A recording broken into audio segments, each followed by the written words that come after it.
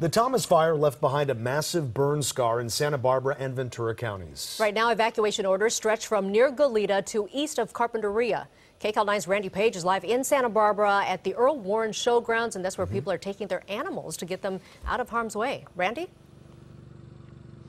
That's right. In fact, we were there just slightly earlier. We did have to move because we learned a lot of things going on here in Montecito. So we are actually live in Montecito, where there is a light rain now beginning.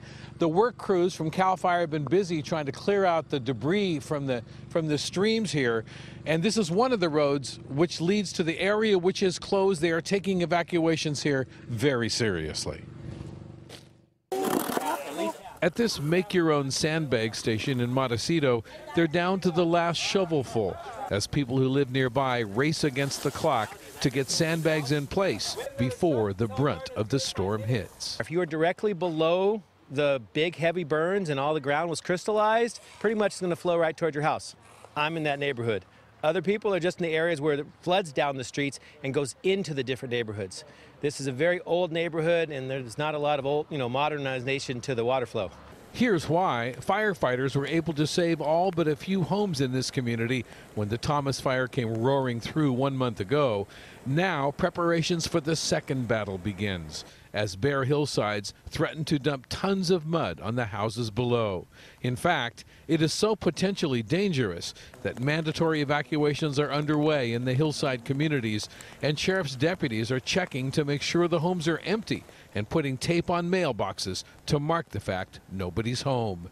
Now, people who live below these barren hillsides place sandbags as best they can and wait to see what the storm will bring. You have to maintain a sense of humor because otherwise anxiety is going to get you. Not worth it. Just fill your sandbags and keep laughing. We're in it together.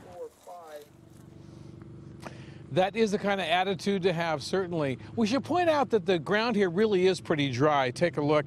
As I mentioned, the rain is just beginning, so it is very dry. So I don't think there is not a whole lot of concern that there's an immediate problem with flash flooding, but so much of it depends on how quickly it comes down. If it comes down too quickly and that it cannot hold, then of course it can cause a problem. But of course, the most important thing to remember is that this is just the very beginning of this winter, and we have seen how treacherous these flash floods can be. I can actually personally share that I remember seeing a washing machine flying down one of the streams, going extremely fast, looking like a beach ball almost, bouncing down the water. It's extremely dangerous. That's why they're taking these mandatory evacuations so seriously and actually checking to make sure no one is home, as you saw, and then marking the mailboxes so authorities know no one is inside. That is, no one should be. Let's go back to you. All right, Randy, thanks so much. And as we